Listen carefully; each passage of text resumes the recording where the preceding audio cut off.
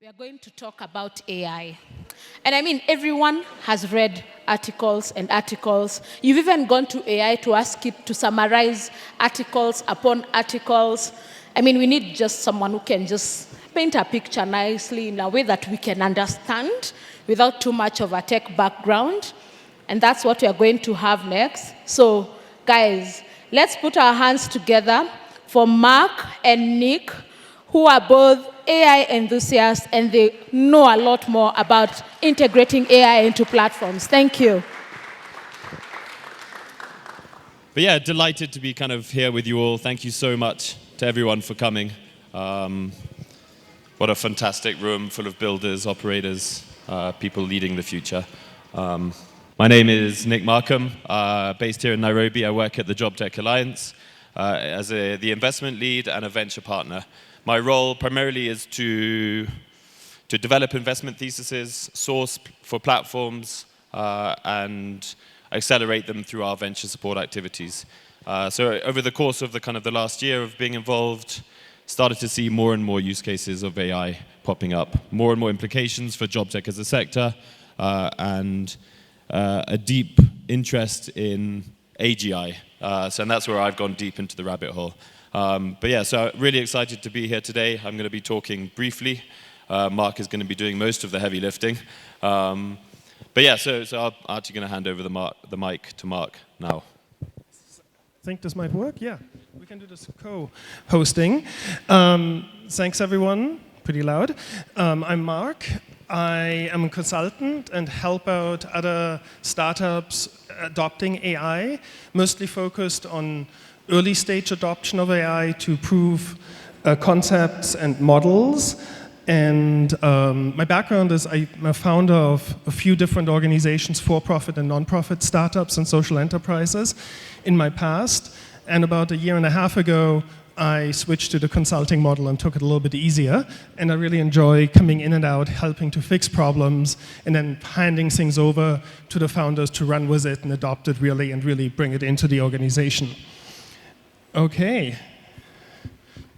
Nick, do you want to give an overview? Yeah, please. So we're going to try and cover, I know we're a little bit delayed, but we're going to try and cover 5 kind of core areas. Mark is going to lead us through the current state of GenAI, some foundational stuff there. I'm going to give a brief primer in why we decided to have a GenAI masterclass for you all today. We've also got a new and exciting guide that we've been working on as a group at the Jobtech Alliance, designed for founders. So we're going to pull out some of the highlights from that. And then we've got Yusuf from BAG, who's going to actually put this theory into practice and show what we've been building together over the last month. And then a 45-minute practical. We're going to break you up into groups, and we're going to build something together using a very simple tool, no technical knowledge required. Okay, great. Just wanted to test the room quickly. So who here has been using tools like ChatGPT, Claude, and sort of the desktop AI tools?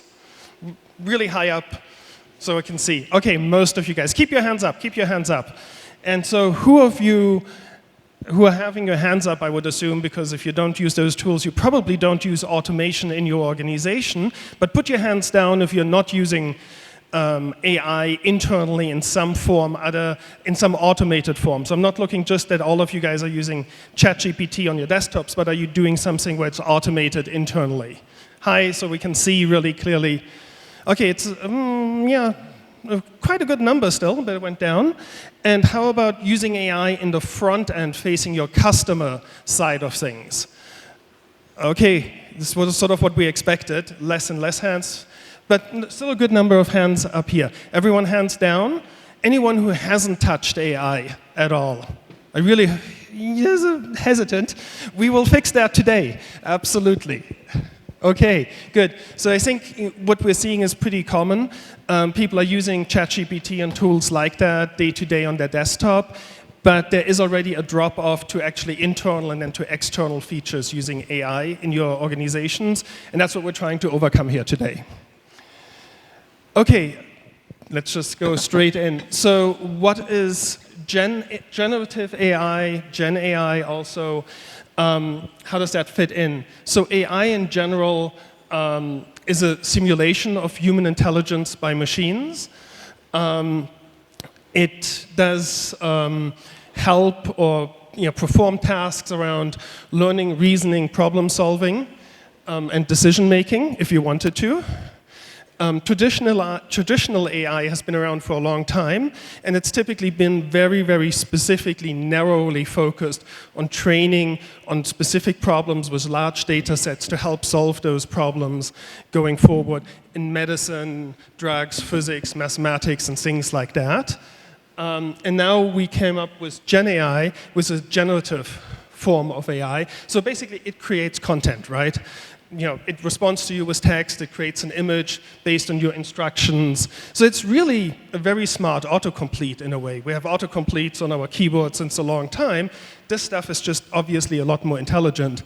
But we shouldn't forget about it is trying to guess what you want to hear from it. And that will be really helpful to keep in mind. And I always like to compare an AI model basically with a smart human being. We can figure out what level. Is it a primary school kid, or is it a university student or a PhD student? But always with very intelligent systems, you need to still instruct them what to do and explain them what your problem is and how to deal with that. So that is still what we need to do. You can't just take an AI model and expect it to solve all your problems. You will need to put some work into it to help it understand what's going on.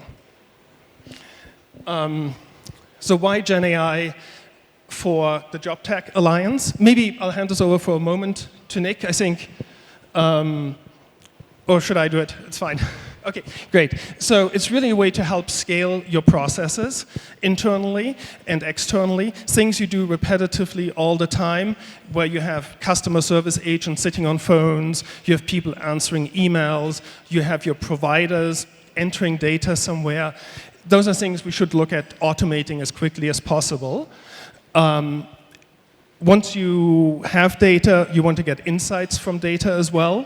So here's where your AI can hopefully understand what your data represents and answer questions you have about this. And ultimately, I think AI or Gen AI should really help you with your customer satisfaction, because what we really want is immediate answers to our questions as customers. And customers might be service providers or paying customers you're connecting to service providers, but we don't want to be stuck in a waiting queue. We don't want to send an email and get a response back. We'll get back to you in 48 hours. All those kind of things are unacceptable today. And that's where we really need you to use AI to give us the right answers at the right time immediately. Okay. So the next step we want to talk about as well today, and where AI has developed. So everyone has used ChatGPT and similar tools. Now we're starting to see more and more talk about AI agents. So agents give the AI agency. It can do something. It can retrieve information as needed. It can create actions as needed. So basically, you're enabling your artificial intelligence to talk to other systems dynamically and to trigger actions dynamically, updating databases, pulling in data from external sources as needed. So for example, shipping information updates and things like that. What we're also seeing now is agents talking to agents. So if you are a platform which provides certain services, and you might want to integrate with other service providers, one of the options could be to create an agent which can talk to other agents. So their AI agent from those partners talks to your AI agents, for example, to get a list of plumbers which are available in a specific area, which the other company or partner wants to integrate in a list they're putting together.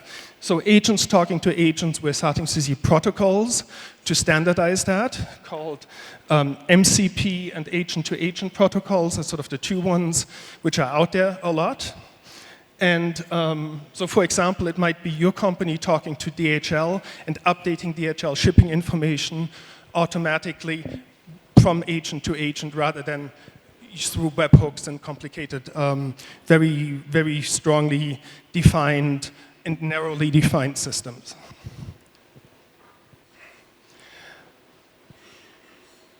So what's happening sort of on the big scale? All this has happened in the last 3 to 4 years and is accelerating as we see.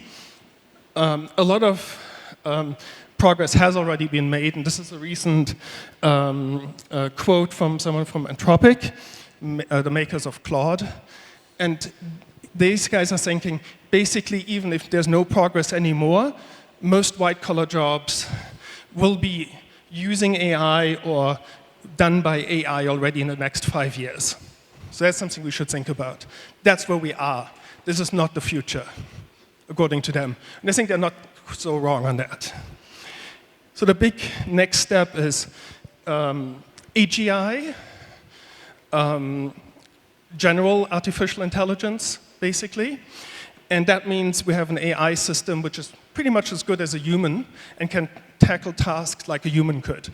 We still see today they're great models, but if we have some tricky questions, they have really good big problems answering some of those, which even your 7th grader school kid could probably answer really easy because they think in a certain way. So everyone is kind of thinking we'll get there pretty quickly. We'll see where it goes, but we're not there yet for sure. We've talked about sort of traditional AI systems. I'll skip that quickly. And I think something else we're seeing, if we go back one more time quickly, the current models are not scaling linearly. So we're adding more parameters to the models. They're getting bigger and heavier, and they're getting more expensive to use. But the performance is not scaling linearly. We're seeing we're topping a curve there. It's going slower. So we'll see what happens. Right now, we're throwing computing power at these models, but there are new ideas of looking at this differently. And I think DeepSeek was a good example of that, where a company which had much less resources and much less access to compute resources seems to have done a pretty good leap. So we'll see where that goes.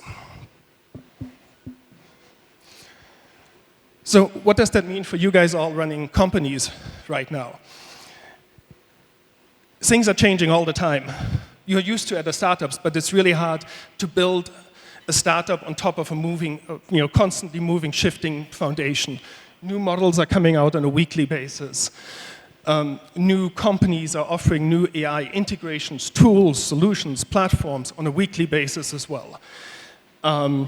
Large Gen AI players are buying these companies up or integrating their functionality. So what we're using today, suddenly the next day is being incorporated into one of the big players.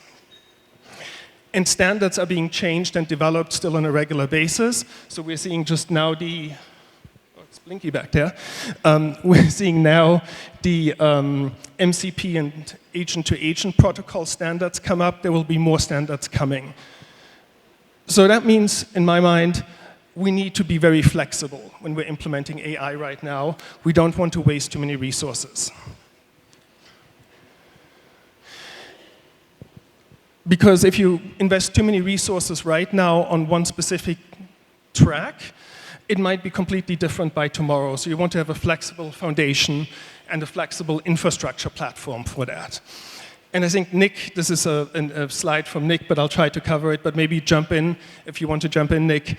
So it's really, AI is going to be the infrastructure going forward for many businesses, for all businesses really. And that doesn't mean just tech businesses. If you're running a plumbing shop at a significant scale, a medium scale, you should have AI doing your invoicing, communicating with your customers, doing your scheduling, all those kind of things. You shouldn't be doing this in spreadsheets and manual and a lot of back office workers. So this is where it really becomes the infrastructure of your business. And that's how you should think about it. From the different layers, as you would think about it, from a layered sort of technical model, how does that apply in your business as well? So yeah, I talked a little bit about this. What does this mean for you right now? I'll go a little bit deeper on that. So as I said, it's too early to pick a winner. Every week we come up new benchmarks and new models are saying they're better than the other one, and they're probably right about that. So you need to be flexible, we said. You want to be modular, so you can exchange pieces of your solution quickly. So maybe today you're working with OpenAI LLMs, tomorrow you want to use Anthropic LLMs, or maybe for one task you want to use the provider of an LLM from this company, but for different tasks you want to use other LLM providers. There are different costs involved and different complexities.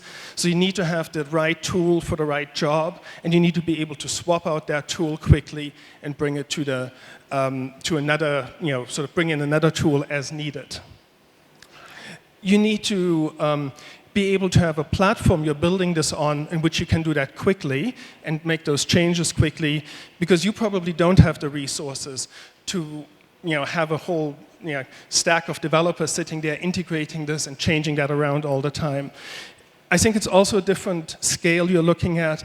The companies are looking at different scales of what you want to do. If you're on Amazon.com and you're serving billions of customers, you have different quality requirements and stack requirements.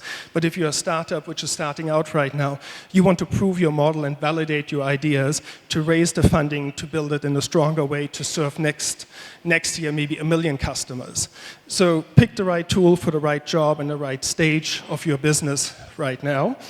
And make sure you validate your solution quickly. In my mind, I think you've probably heard this from lots of startup meetings and startup founders. Don't invest in a vacuum time and effort in building a solution without testing it quickly, especially with AI. You want to be able to test very quickly what's going on, if it's working or what the problems are, so you can change that before you invest a lot of money in infrastructure setup and scaling efforts or things like that. So a few things to close out here. Probably most of the entry and mid-level software development tasks will be done by AI in the next 24 months. That means obviously quite a few things for entry-level jobs in the software development business, but it also probably means things how you need to think about how you're building your software stacks. Voice is the killer app. Whenever you look at a demo from OpenAI, Anthropic, or others, there's a dude or a woman or a group of people sitting with a phone, and they're talking to the AI. Maybe someone is repairing a bike at the Google I/O event 2 weeks ago, talking to a phone, holding it up to take a picture or show the bike, and it will tell which component is supposed to go where. But the voice is the UX people want to use ultimately. You want also, when you're talking to someone or a system, that system knows as much about you and your problem already when you're talking to it. So the integration with other personal systems and information is key and will make your system a lot easier to use versus having to tell the system all the things it should know already. Language will be easy, is my prediction. Lots of LLMs are multilingual. For example, today you'll see we'll set up an LLM together. It's set up in English. Feel free to talk to it in German or French. I predict it will just work. It does work as well for Swahili most of the time, and there are more and more models which work for more and more niche languages. You can also have a language model just for translation in front of your content, which might be in English for specific niche languages. So we don't need to produce content again and again in multiple different languages and translate it and update it. A common backend for your knowledge base and a personalized front end in the language the user would like to use. Over to Nick. Thank you. So I just wanted to very briefly talk through, and go on to the next slide, of why we wanted to include it today. There are 70 wonderful founders in this room, and over the last year, or last 2 years, we've now got 44 companies in the Jobtech portfolio. And so we did a lot of outreach, speaking to founders, learning more about kind of how they're experimenting with AI, how are they integrating the use cases onto their platforms. And I think the critical part here is something foundational has shifted in the ground over the last year. You can now build the rise of the famous 5-person unicorn. And as a founder, you don't need 100 people to do a job that can now be done with just 10. You're starting to see really interesting things pop up. Shopify's CEO coming out and saying, you better ask the AI the question before you ask or before you annoy your colleagues. And Fiverr's CEO sending a message to the entire company saying, AI is coming for your jobs. And that's for the employees of Fiverr. Think of the hundreds of thousands of millions of freelancers that are operating on that platform as well. This is a profound shift, and we're standing on the very cliff edge. So I think what we're seeing, and excuse this awful wall of text, but it is a founder's dilemma. There is a lot going on in all of your minds, I'm sure, with AI. And so what we're kind of looking at here is some core decisions on your desk. What are you having to think about from headcount to culture at your platforms? Are you looking at counting success of your startup's growth by hiring more team members? Or is it going to be more focused on metrics around growth? What we're seeing here is users on Jobtech platforms across the continent are now expecting AI integrations. And it's going to change very, very quickly, whether that's at the base of the pyramid or moving quickly up.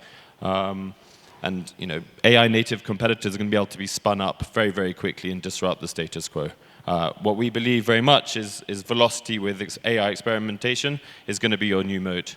And we really encourage you to get started, hence part of the reason for today.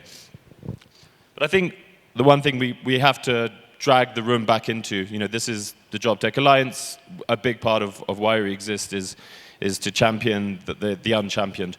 And I think it's a call to action for many of you in the room as you are experimenting and starting to build out these AI experiments on your platform to make sure we're thinking of inclusion at its center. Jobtech is such a challenging sector on its own, but when we are designing and evaluating and testing these things, we're making sure that we are designing for those on the marginalized edges of our user base as well. So we've got 4 very kind of core AI operating rules we think you should start thinking about it as founders. Very much automating the predictable. Use AI when you can. Strip out any low trust platform clicks. Elevate the humans in your team. Shift them to more roles requiring more creativity and empathy. Inclusion by design.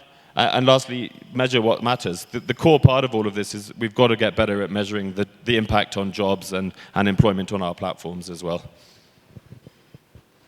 So off the back of that, and over the last 3 months, we've been speaking to an awful lot of founders and trying to understand where are they all at in their Gen AI journeys. Now, some of you in this room will, of course, be more advanced.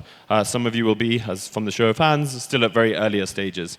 So, through help, through the rest of the Jobtech team, we put together a very early stage spark into the ecosystem, and we'll release it to you today. It's 30 pages, introductory guide to Gen AI.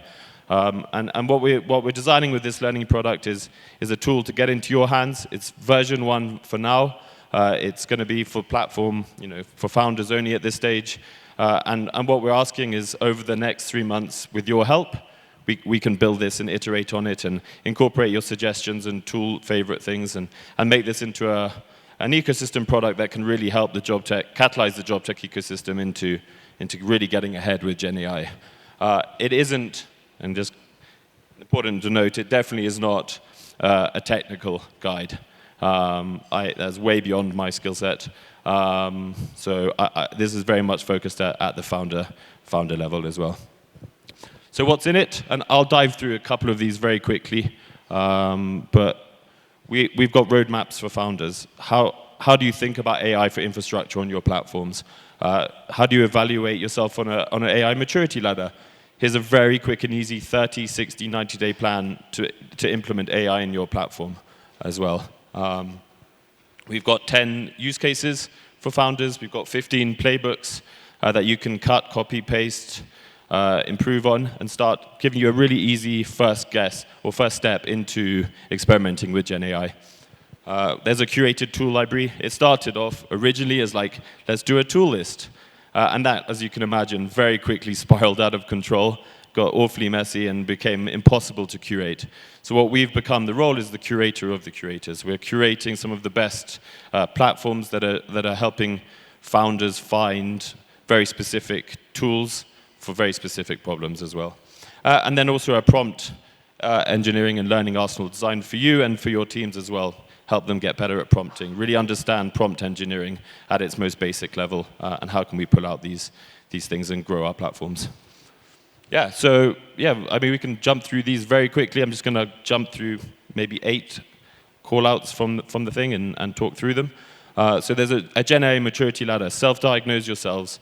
As you go through this, yeah, have a think about where you are as a company, where you are as a founder, and that will then self-direct where you need to go in the guide and learn more. There's a very quick, easy 30, 60, 90-day plan. How do you get your platform really starting to experiment and move faster with these tools? Yeah. There's sections on integration. How do you move from all these demos into actually turning AI into infrastructure on the platform? Do you look at plugins? How do you evaluate partners, building open source? How do you look at the costing of those as well and modeling those out? Yeah, so I think there's some strategic founder decisions that we think are really critical for those of you in the room. And we hope going forward that platform CEOs are going to be setting AI default cultures within their platforms. And every team that you manage should have an AI mandate. Whether it's your sales team or your ops team, you've got to implore them within the next 90 days to do 3 experiments and report back. We think as a founder, the core part of all of this isn't to write prompts. It's actually hardwire AI into the KPIs of your core team. Start appointing an AI lead, an AI captain within your platform, choosing a core use case, celebrating the wins, and really building that culture of experimentation. Yeah, so we've got use cases, things from how to evaluate Jobtech, from onboarding, from matching, retention, feedback loops, and fundraising. And as a quick rule of thumb that we always like to say, of course, is Jobtech, humans in the loop for trust, autonomous for speed. Yeah, 15 playbooks. These are, of course, could be 500 playbooks, but these are the first ones that we've started to put together. Each of them contains a workflow, a prompt, a couple of tool suggestions that you might want to use to integrate. Looking again for your help as you've built your own playbooks to help share them back, and for future versions of this guide, we'll be incorporating them as well and sharing back, and hopefully we can all kind of grow this together. Yeah, lots of interesting stuff on prompting, on how to build really, really good prompts. It's something I've worked particularly hard on myself over the last 6 months, of really trying to understand prompt engineering. And I think the outputs of it have been fantastic. It's really helped me to scale my deliverables at my job and enable me to look at way more platforms than we've ever been able to look at before. Loads of stuff on AI content. Here are our favorite newsletters. You know, we have 20 different newsletters. We've ranked which ones we think are favorite. And I think these are very simple things to click on, subscribe to the newsletter, and then once a week start reading. And the unreal learning resources that you can get just from staying abreast of what's happening and realizing the pace of change, and hopefully scare you into trying to keep up. There is, yeah, lots of stuff on tools. One particular tool I really like and use, and I think it's simple to experiment, is they've built an AI to help you look for other AIs. And Future Tools has done just that. You can filter by, I only want free tools, I only want open source tools. I want tools that are very specific to marketing use cases.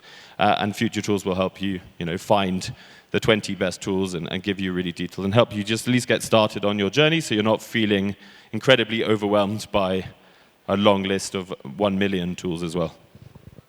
Yeah, and a bunch of, I'm a market map nerd, so a bunch of market maps that we've found and curated for you as well.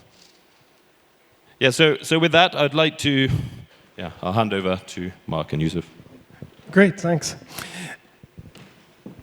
So I've got here with me Yusuf from BAG. I've been working with him and his team for the past 2-3 weeks, part-time, to help them put an AI solution together. You're going to talk about it, and then we're going to demo a very early prototype of it. Sounds good. Cool. Good morning, everybody. My name is Yusuf, all the way from Kigali, Rwanda. I'm the co-founder and CEO of BAG.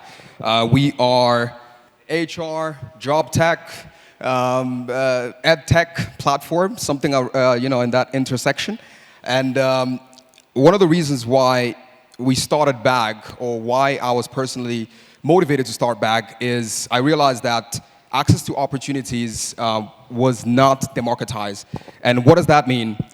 If you look at youth unemployment as a big problem, if you look at what are the causes of youth unemployment, why are young people not getting into jobs? Obviously, there is lack of jobs and skills, but particularly we are interested in the lack of work experience at BAG. And we believe that gaining work experience is really, really, really challenging for a lot of young people. What does that mean? If you graduate from a public university and you don't have a well-connected uncle or parent who can give you an internship or a job, it's going to be really hard for you to get that first opportunity. And if you're not, let's say, the best software engineer, it's going to be hard for you to get that internship at a software, a business. So what about that young person who's interested in working with, an exciting company, who's out there in the rural areas of Kenya? How will they be able to work with some of the coolest companies in Nairobi? So we fell in love with the concept of job simulations because we believe that job simulations can actually help democratize access to experiences. So if we can go and partner with companies to understand what exactly does an employee do on a day-to-day basis, what are the tasks they work on, and if we can simulate that on a platform and get anybody who's interested in that role to take some of these tasks, they would achieve a lot of different things. Number one, employers would assess if the talent is actually ready for that position, because they will put you to tests and you get to complete some of these tests and see if you're actually ready.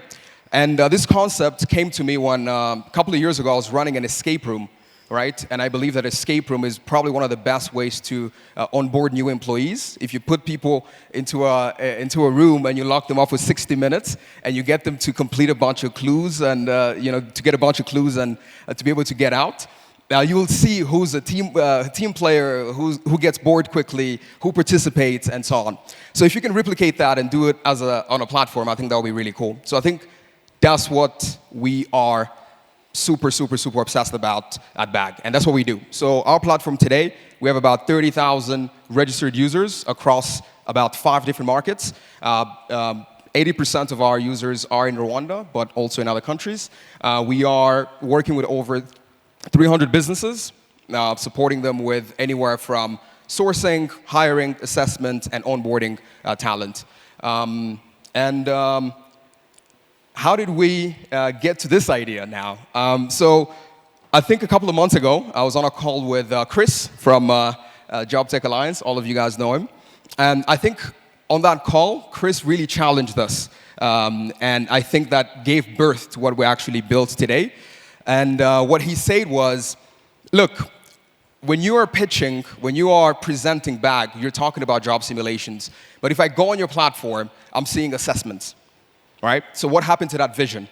And what I told him was that, when you're building a business in Africa, the realities of the business hits you, and you have to focus on, what makes money quickly, right? So building a job simulation software was going to be a path that was not going to make us money quickly. And that's the reason why we paused on that idea. But that is the reason why we started BAG. So after that call, Chris said, what if we could work together to actually make that happen, right? And that gave birth to what we're building today with Mark. So let's show the people what it is. Okay, we're going to do a live tech demo, which typically fails, and as we all know, I still have done the stupid mistake of trying to do this right now. Can you come over here, because you're going to talk Sure. To this thing? Yeah, please, guys, disclaimer, it's not working perfectly yet, so don't judge us. So just as background before we go in there, what we're building is what we call a AI sales coach. We picked sales as the vertical to focus on initially, so training use on their sales skills so they can be employable as sales agents or as sales teams. We have a system where the back end is all set up for you can basically pick a few different type of products you could sell, like a power bank, which is what we're showing, but it could be also an insurance product or something else. And you can pick different type of personas you're calling. Or it could be the person who's very non-committal but super friendly. He wants to talk forever, but he'll never buy. Or it's the person which you'll meet on this call, hopefully, if everything goes well, which is very stressed and very short on time. So he's like, what's the point? Why should I do this? Help me out here. So let's see how you can sell a power bank Let's do it. to that gentleman.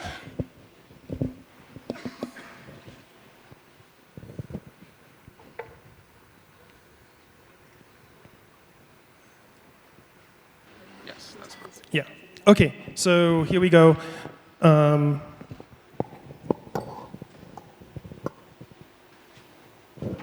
Hello, this is Alex. Hi, Alex. My name is Yusuf. Do you have 2 minutes? Hi, Yusuf. What's this about? I've only got a couple of... Couple of minutes is what he Okay. Sure, no worries. I'll make it quick. We have built a solution for one of the biggest challenges that you're facing, and I would love to talk to you about that.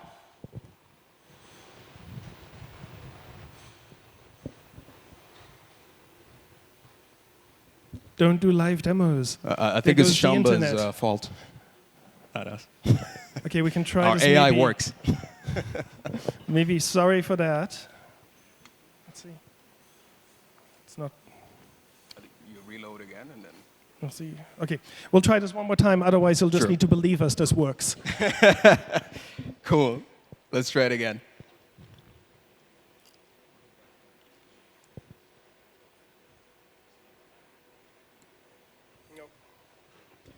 Okay, I don't want to bore you guys with non-working tech demos. We've tried this a few times ahead of time, and it really did work. It's working. I think we're having problems with delays on the Wi-Fi network with so many people on it. It's my sort of networking engineer background assessment of what's happening. But ultimately, what we're seeing here, I think we need to end now the he's really conversation. trying to talk to us, the poor guy. Okay, we stopped it. So what we're basically saying here is we have a backend system which allows you to configure, there we go, which allows you to configure all these things or choose them as a user, and it ultimately generates a prompt, which we saw somewhere around here, briefly, and then the voice agent will talk to you, taking on that personality. Afterwards, we'll take that transcript of that call and that recording, assess it, give tips to the user, what he could have improved. He has certain benchmarks to achieve to get a follow-up meeting or a sale closed, and we'll also then run it through an LLM to do a ranking, to really rank it so we have comparables so you can see improvements over time. So what we now want to do, we're getting more hands-on with tech. This is probably also bound to fail, but let's give it a try. No, we're gonna, I think, go to the next one. Anything you want to say before we end with the bag? Yeah, sure. component? Maybe about the experience. How is it going? Yes, How do you feel about it? and also something that we're looking for, right? So as you can see, what we're trying to build is essentially a simulation of a sales job. So where candidates, job seekers who want to get into sales, they can go into the platform, pick a product, let's say Safaricom or M-Copa's smartphones or whatever, and they would basically have to sell it to a persona of a customer. So some of these customers could be very busy and they're like, I don't have time. How would you be able to do that? And what we're trying to assess is, can you get the customer to give you a second meeting? Right? And the idea is, as you keep doing it, you become better at sales. That's what we're trying to prove. And we're starting with sales because we believe that you could always get a job in sales. Every company needs a salesperson. So if we if we tested with a lot of different people, then we could basically market these talents to a lot of companies. Or we could also partner with companies and say, look, MTN, you train a lot of sales agents. Can we, use this software as a way to help you save a lot of costs of hiring trainers and stuff like that? And so what we're looking for right now is we're looking for partners, right? So number one, we're looking for anybody who's working on voice AI. If you're working on voice AI here, we definitely want to talk to you. We want to give you a little bit of money to use your API for sure. So I think that's number one. I think number two, it's if you're a company that is trying to hire a lot of salespeople, let's definitely talk and see if this could be a good way for you to automate your sales training. And yeah, if you're an investor, we would definitely love to for you to support the work that we're doing so we could scale this. The idea is to start with sales, and then we could go into other verticals as well. Imagine if you could do a simulation of a software engineering job or digital worker job or customer service and so on and so forth. So that's what we're trying to build. We'll definitely be sharing the link with all the Jobtech members very soon. And yeah, thank you guys. Thanks so much. Yusuf, do you mind just advancing the slides for a few seconds? Since I got a new job now. Yeah. So what we're going to do next is actually build something together, or have a pre-built model which you're going to work on. So I would suggest start getting out your laptops. We'll set up 20 groups, so about groups of 4 you're working together on. A laptop is better than phone because you will be typing a little bit. And so what are we trying to build together? I want to show you how easy it is to build a customer service AI agent who can actually talk to a customer, give reasonable answers, do some actions on behalf of the customer. So basically take away all that inbound WhatsApp, email, phone call traffic, which you really should automate if you haven't done this already. So what are the ingredients to build this? We have an FAQ, which has a bunch of questions already together because we have already written this, I'm sure, for our live agents who are answering questions. So there's an FAQ we have. We really want to build this in something where I can build it with as little coding as possible because I want to move fast and I don't want to have a lot of my expensive engineering resources tied up right now on this new project. So I like to use a tool. There are lots of others out there. You can use Serpier, you can use make.com. I like to use a tool called N8N, which is another workflow platform. The advantage of that one, why I like it, is you can self-host it in the cloud or locally if you want. Because a lot of problems I always saw, and we see this problem with, for example, Airtable as a solution, they don't scale well for startups. They get expensive really, really quickly. So Airtable might not be the best example of another tool meeting all that criteria, but it's super easy to use for a demo. So I just chose that. But you may want to use some other tools for databases or such. And you probably have a database in your business already, so which runs on Postgres or MySQL or something like that. We want to use LLMs, which make sense out of what the user asked about and what's in the FAQ, so the user can get the answers they need. And we want to instruct the agent how to act and how to answer these questions. And we'll also instruct the agent to connect to our database table so it can find order entries and give the user an update if that order is processed, shipped, delivered, or whatever status that order might be in. And one thing you need to give your agent to make sense, memory. Because if you don't give your agent memory, your very intelligent LLM lives in the here and now and doesn't know what the last message was. And when we naturally speak with each other, we refer back to what we just said. So the agent needs memory to recall that as well. Okay? So as I said, the selection criteria for your tools should be, as a startup, easy to use, quick to prototype with, interoperable with as many other systems as you need it to be. No vendor lock-in. You don't want to be stuck with one tool forever. And it needs to be affordable, so it scales with your current situation. If you are a well-funded business with millions of customers, you would choose different tools than you choose if you are a young startup in the seed stage with maybe 500K. All choices of tools are trade-offs. And I think even if you're a $10 million startup, you may want to put a very small team on a prototype just to prove something or disprove a theory. And maybe you want to use those tools of that fast-moving startup to do so, rather than distract your whole engineering team and assuming you're building for 10 million users from day one. Okay? So what we're doing now, 20 groups, up to 20 groups, no more. Each group will get a little piece of paper with a username and password, so you can log in to the workflow system, the N8N system, and you have your individual workspace that is set up, and I'll show you how that is set up in a second, with a pre-built agent. I want you to experiment with modifying that agent, mostly around the prompting. I will show you as well a short demo how you can add another tool to it, just so you see how quick and easy that really is. I want you to, like, what is the right tone of the agent for your startup? Are you working with youth in Nigeria? Are you working with plumbers in Kenya? You want to talk to those different groups very differently. Your prompt is going to help you do that. That's why that's so important to understand that a little bit. It also can incorporate rules, how you want it to behave. And then I want to show you how you can easily update, obviously your knowledge base as you learn more. We can update that. We have a very simple way of doing that. In your real life system, that would look slightly different. But the goal here is that you get your hands slightly dirty, and hopefully the tech will work for us, and you have a little bit of an experience. Okay, so if you can bring your laptops out and organize yourself in groups, use that URL here, and you should get a login page, and I'll hand out some login slips.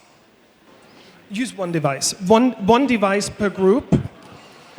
You guys want to be one big group. Okay. Here, if you just hand them out to groups as you go around. You go to the URL on the screen, but use your laptop. Who's taking the lead? Your laptop will work better. You can use that tiny URL on the screen. Yeah, here you go. Sorry, I'm getting stuck. One group. So, first tech challenge, get on the Wi-Fi network. Second tech challenge, get a browser opened and go to the URL on the screen. Okay, I'll wait till everyone sees the login screen. And feel free to log in if you want, but then hold on there, I'll walk you through this. Do you have a question? Yeah, sure.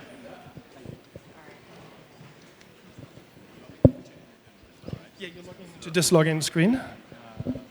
No, to the URL on the screen. You want to log into that. Yes. So you're not logging into, oh, I see people deep in there, good. So you're not logging into the N8N website, you're logging into the hosted NAN version on my server. That's why you need to follow this tiny URL. Okay, who's not logged in yet? Okay, I'll wait for you.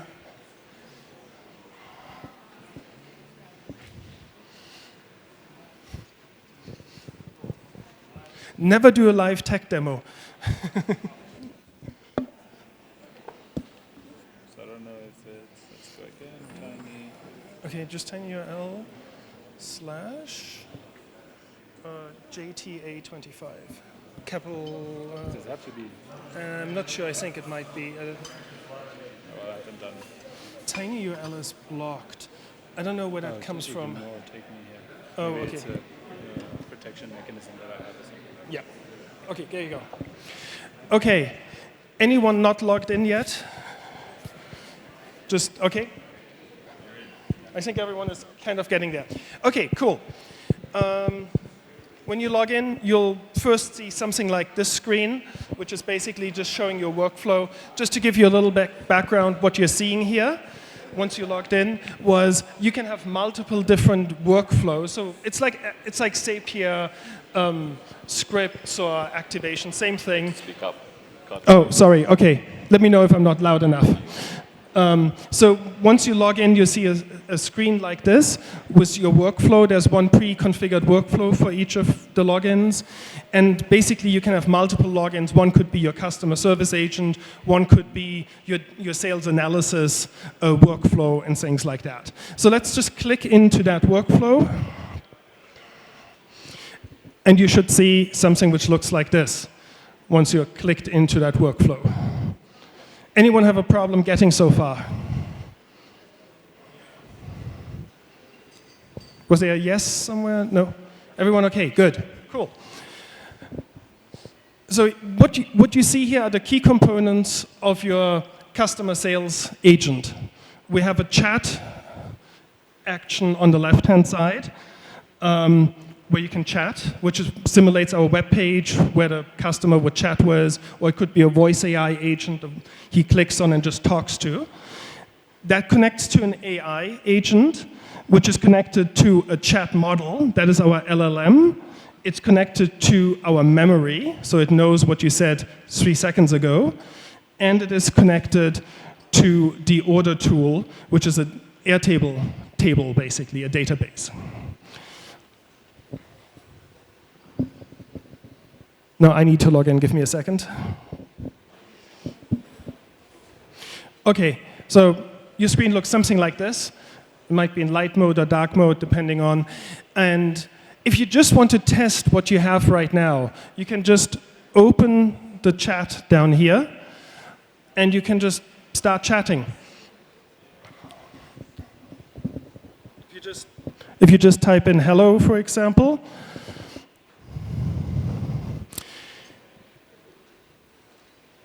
it will greet you, ask you for your name, and you can start asking general questions about this business. So the business we have here is an online retailer. They sell stuff like Amazon would do.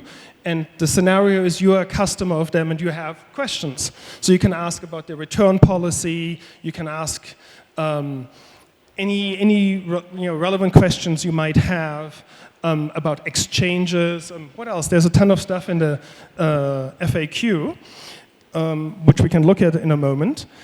One thing I want to show you. So for example, if you asked it what the status of your order is, it will ask you for your order number. Because we haven't logged in, so we don't know who the customer is. We don't have tied it to a customer database. So we need to be a little tricky here of asking what the order number might be. And if you ask it for the order status, you will need an order number. I just want to show you the system so you can make up an order number.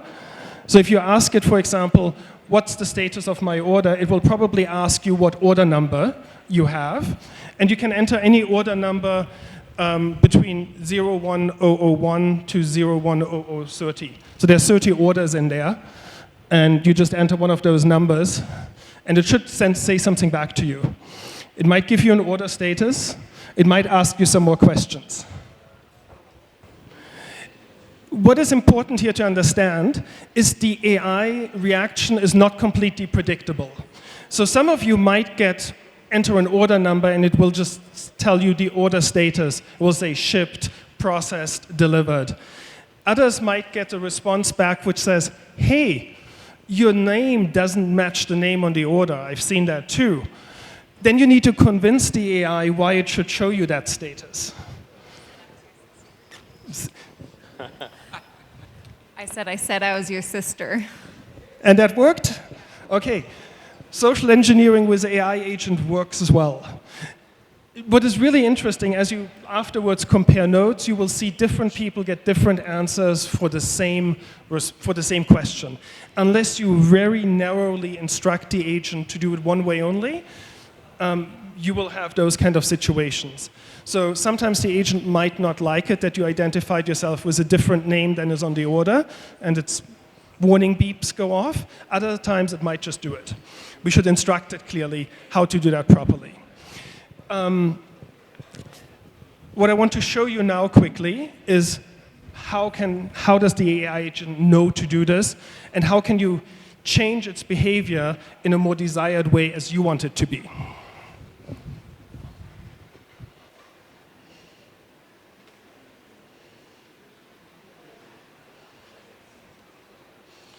Okay, here we go. So this is sort of your user interface right now. Just a few things here. You can just close the chat window, obviously, here on the right-hand side with that little X. It will just disappear, so you can work on your workflow. And if you click on any of these objects on your screen, you can dive into what they're actually doing. So if you double-click on the AI agent, you will see a system message, which is the prompt. And that sort of directs your agent what it's doing, actually. For testing purposes, I used, of course, AI to generate the first prompt by describing something like ChatGPT, what I want to do, and then modify it afterwards. Also, when I created my FAQ for testing, I, of course, used ChatGPT to create an FAQ of 2 pages for an online retailer, because I don't want to do a lot of work for a demo quickly or for a proof of concept. So use AI to make yourself go faster and get good starting points.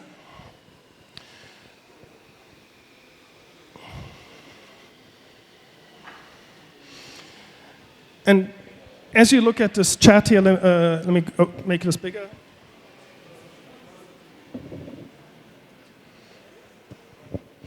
So as you look at this prompt, I don't need to read it to you, you can all read it by yourself. You can see it is instructing the agent how it's supposed to act. So we're not writing any code to do this, we're just explaining the agent what it's supposed to do in human language. There are of course guidelines how to design prompts properly and experiment with them how to change behavior. I want you to experiment with that for the next 15 minutes in a second. I just want to give you the basics of knowing how to do it. So here's the prompt. It's identifying itself as Mike. It wants to introduce itself and will ask for the name of who it's talking to be personable. I explained the tool.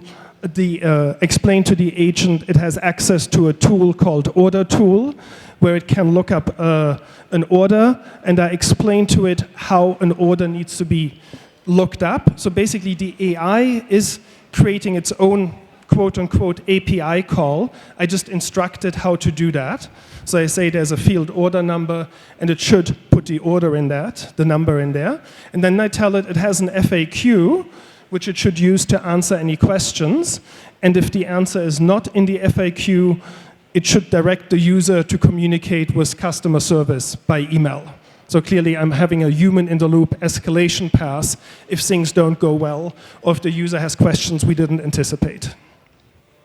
In real life, maybe I would then, if it's a phone call or if it's a voice AI agent, transfer it to a live human person at that point. And then the FAQ is just pure text. So you can update your FAQ right here. Obviously, in a real-life scenario, you want to pull the FAQ from a database or from a vector database, which gets updated regularly. But in general, if you just want to test certain things and you're starting out with an idea, you can stick it all in the prompt right here. And here you can see the questions and answers, and you can verify if you ask questions about these topics, if they get answered appropriately to the FAQ or not. So what I want you guys to do is just work with the prompt a little bit and change it, maybe make the way it talks. You can say talk like Shakespeare, and you should see some Shakespearean English come up. Or you can try to instruct it to talk more in a user-friendly manner, and so forth. Let's work on that for a few minutes just so you get a feel for this. What I also want to show you is when you just click out of here, you can open the chat, and if you want to reset the chat, there is this little session reload here, which basically creates a new session, and basically for that call or for that interaction resets its memory to 0. So you're starting from scratch versus continuing on, because sometimes you want to reset and introduce yourself. So give it a few minutes. We'll have probably, I'll walk around, and Nick walks around maybe too, and we can answer any serious questions you have, probably in a limited way, but we'll want you guys to work with this a little bit and make this your customer service AI agent.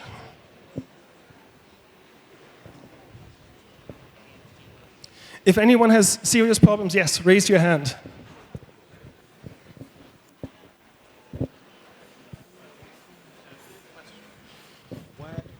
Now say something Swahili to it.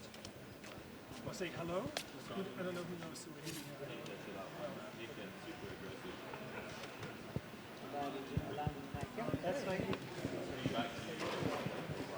So we've got a Swahili-speaking chatbot over here.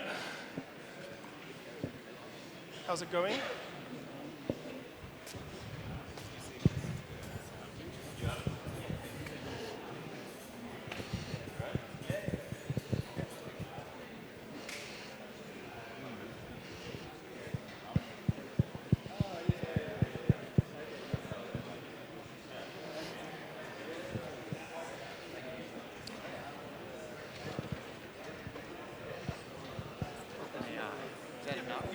You've upgraded some API.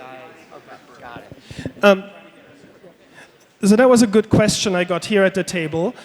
If you're using, I can show this to you quickly, the LLM in your chatbot to answer your questions, someone was just asking what kind of account do I need at the LLM. So you can see here,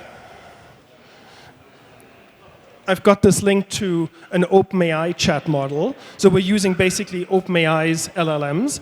But in order to connect that, I need to enter some credentials, which is an API key.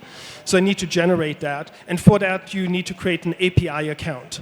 So you're not using your ChatGPT desktop account. You create a new type of account.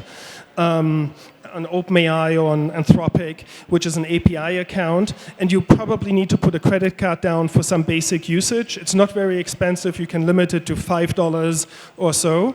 And you can then, it's important that you also benchmark your solution of how long these interactions will be and how much that will cost you. Because you will realize that AI stuff is not for free for sure, long at least, not for a long time. And when you do more complex tasks and use the higher end models, it gets more expensive. That's the per token pricing. So every few characters you get dinged for a few cents, or every few millions of those you get dinged for a few cents.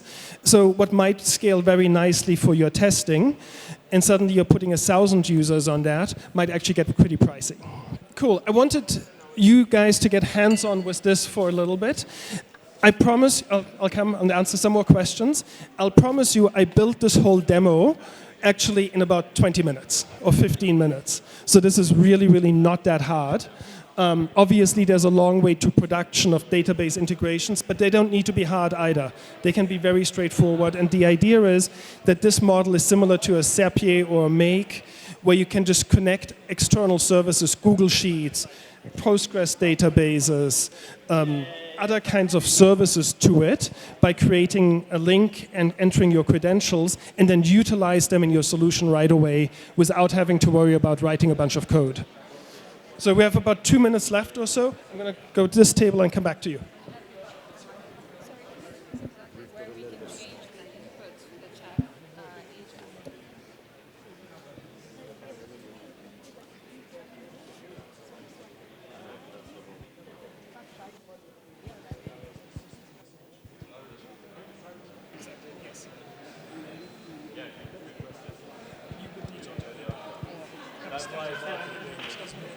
Probably right.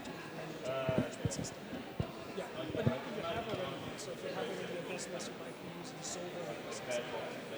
This tool will integrate with most of those systems. Or you have a database I would say, please keep talking. I'll be around for the rest of the day. Unfortunately, I'm not here tomorrow due to some personal issues, but feel free to chat with me, and there are a bunch of AI experts in the room here which can also answer your questions. And the idea really was just to give you a nudge to think about what's possible and how easy it can be. I chose N8N because it's a tool I use. I don't make any money off of it. It's not my startup or anything. But there are a boatload of YouTube videos out there you can check out and follow or follow along and test. So for pretty much any question you have of how to automate something with N8N, there is a YouTube video out there, which is another reason why I chose this tool for today. Okay, thank you so much.